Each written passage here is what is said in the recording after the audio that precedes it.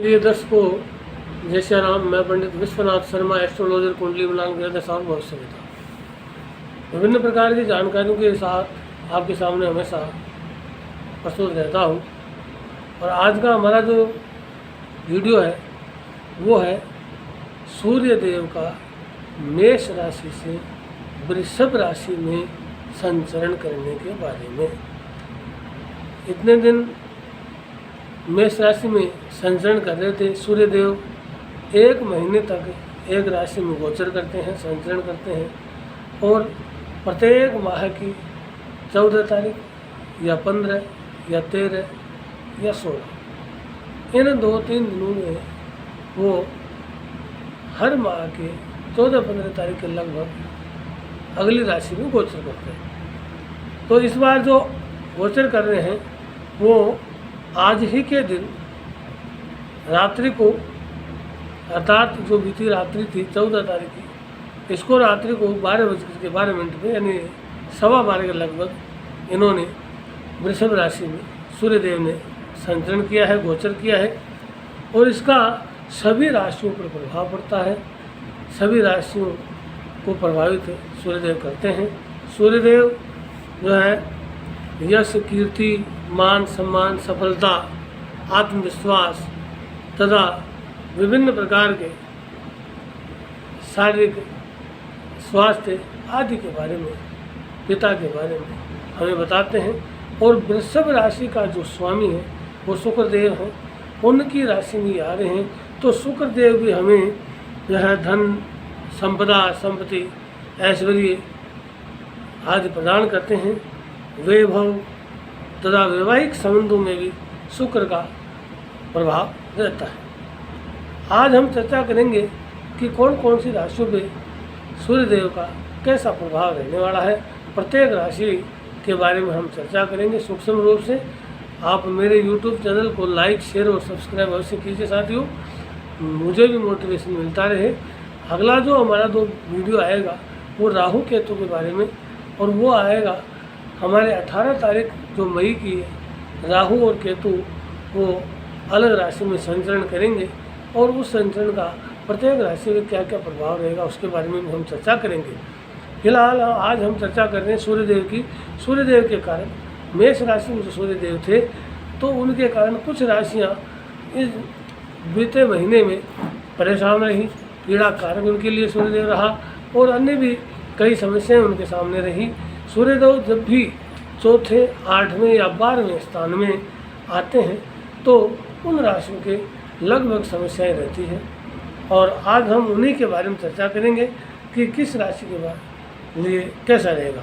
मेष राशि के लोगों के लिए ये गोचर काल द्वितीय भाव में होकर के धन लाभ करवाता है। आर्थिक परेशानियां इनकी दूर हो सकती है, और लेकिन इनको अपनी वाणी पर थोड़ा सा कंट्रोल रखना पड़ेगा, नहीं तो समस्याएं बढ़ सकती है। वृषभ राशि के अंदर ये प्रथम भाव में इनके लिए लाभकारी समय तो शुरू होने वाला ही है, लेकिन आत्मविश्वास इनको रखना पड़ेगा, आत्मविश्वास बढ़ाना पड़ेगा। सफलताएं मिलेंगी, धन और धान्य प्राप्त होंगे, विभिन्न प्रकार की खुशियां इनको मिलेगी। मिथुन राशि की बात करेंगे तो इनके द्वादश भाव में होकर के चुनौतियों का सामना करवा सकते हैं। मान, सम्मान और प्रतिष्ठा को ठेस पहुंच सकती है। थोड़ा सा पीड़ादायक समय रह सकता है। अंत में मैं सूर्यदेव की अनुकूलता प्राप्त करने के लिए, आशीर्वाद प्राप्त करने के लिए आपको कुछ उपाय भी बताऊंगा छोटे छोटे। उन उपायों के बारे में भी आप अपने प्रकार से करेंगे, अपने तरीके से करेंगे तो फायदा मिलेगा। कर्क राशि की चर्चा करेंगे। धन धान्य में बढ़ोतरी होगी क्योंकि एकादश भाव में, लाभ स्थान भाव में आपके हैं। सम्मान वृद्धि होगी। अपनी जो भी आपकी इच्छाएं, आकांक्षाएं हैं उनकी पूर्ति होने वाली है। सिंह राशि की चर्चा करेंगे तो जो सिंह राशि के जातक है वो यदि प्रतियोगिता परीक्षाएं दे रहे हैं या नौकरी की तलाश कर रहे हैं तो उनकी ये तलाश पूरी होने वाली है। करियर में इनको लाभ मिलेगा, पिता से इनको सम्मान मिलेगा। और आगे कन्या राशि की चर्चा करें। कन्या राशि के लिए बहुत ही अच्छा गोचर काल रहेगा। धर्म व अध्यात्म में रुचि बढ़ेगी, भाग्य का पूर्ण सहयोग मिलेगा और विभिन्न यात्राओं का योग भी बन सकता है। तुला राशि के लिए थोड़ा सा गोचर काल सही नहीं कहा जा सकता। अष्टम भाव में सूर्यदेव होकर के पीड़ा प्रदान कर सकते हैं। आपको इस समय 1 महीने के लिए सतर्क व सावधान रहने की आवश्यकता है और सूर्य की नकारात्मकता आपके लिए बढ़ सकती है। अतः आप सूर्य के उपाय करें, सूर्यदेव के मंत्र बोलें और सूर्यदेव को प्रातःकाल स्नानादि से निवृत्त होकर के सूर्यदेव को जल से अर्घ्य दें। वृश्चिक राशि के जातकों की बात करेंगे। वृश्चिक राशि के जातकों के लिए ये बहुत ही अच्छा समय है। सप्तम भाव में गोचर करेंगे, वैवाहिक संबंध मधुर बनेंगे। जिन बालक बालिकाओं का विवाह जो विवाह योग्य हो चुके हैं, विवाह नहीं हो रहा है, उनमें देरी हो रही है, तो वो थोड़ी सी जल्दी उनके विवाह आदि हो सकेंगे, अर्थात संबंधों में प्रगाढ़ता बनेगी। पार्टनरशिप से भी लाभ हो सकता है, परंतु पार्टनरशिप में थोड़ी सी सावधानी आपको बरतनी पड़ेगी। धनु राशि के 6ठे भाव में होकर के सूर्यदेव आपको लाभप्रद बने हुए हैं। दुश्मनों पर आपकी विजय होगी तथा जो समस्याएं चल रही थी उन समस्याओं से छुटकारा भी मिल सकता है। मकर राशि की चर्चा करें। मकर राशि में आपके घर में धार्मिक आयोजन हो सकते हैं। आध्यात्मिकता में आपकी रुचि बढ़ेगी, धन लाभ के योग भी बनते हैं। कुंभ राशि के जातक धन लाभ के आपके आसार बने हुए हैं, परंतु पीड़ा कारक हो सकते हैं, क्योंकि चतुर्थ भाव जो है वो पीड़ा कारक मैंने शुरुआत में कह दिया था। चतुर्थ भाव, अष्टम भाव और द्वादश भाव, चाहे कोई सा भी ग्रह हो, वो अच्छे फल नहीं देते। तो चतुर्थ भाव में होकर के कुंभ राशि के जातकों को थोड़ा परेशानी हो सकती है, शारीरिक व्याधि हो सकती है तथा इस दौरान आपको सावधान रहने की आवश्यकता है। वाहन आदि चलाते समय भी सतर्कता बरतनी चाहिए।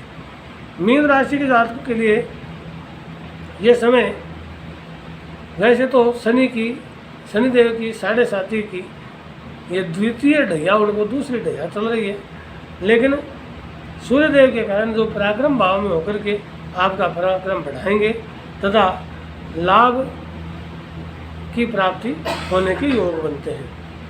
इस प्रकार से हमने द्वादश राशियों के बारे में सूर्यदेव के प्रभावों को जाना। सूर्यदेव वृषभ राशि में गोचर कर रहे हैं। 14 तारीख को रात्रि को ही शुरुआत उनकी हो गई है वृषभ राशि में। अब हम चर्चा करेंगे, इससे पूर्व आपसे पुनः गुजारिश निवेदन कि मेरे YouTube चैनल को लाइक शेयर और सब्सक्राइब अवश्य कीजिए। सूर्यदेव के लिए हम सुबह उठ करके स्नान आदि से निवृत्त होकर के सूर्यदेव के अर्घ्य देवें और अर्घ्य देते समय हमें लगभग 45 और 60 डिग्री के कोण के हिसाब से अर्घ्य देना है सूर्यदेव के, और साथ में ही उसके अंदर कुछ रोली या अक्षत, रोली अक्षत दोनों, अथवा सिंदूर अथवा हल्दी मिला करके अर्घ्य दे सकते हैं। विभिन्न प्रकार की समस्याओं में अलग अलग तंत्र तोड़ के बताए जाते हैं। और आपको ओम गृहिणी सूर्याय नमः, धन धान्य की प्राप्ति के लिए ओम हिरण्यगर्भाय नमः, और सूर्यदेव की समस्त पीड़ाओं को दूर करने के लिए आप सूर्यदेव के किसी भी नाम को बोल सकते हैं। कम से कम 11 बार आपको बोलना होगा। ओम सूर्याय नमः, ओम सूर्यदेवाय नमः, जो भी आप मंत्र बोलना चाहें बोल सकते हैं। मेरे YouTube चैनल को लाइक शेयर और सब्सक्राइब कीजिए। धन्यवाद साथियों। जय श्री राम, जय जय हनुमान।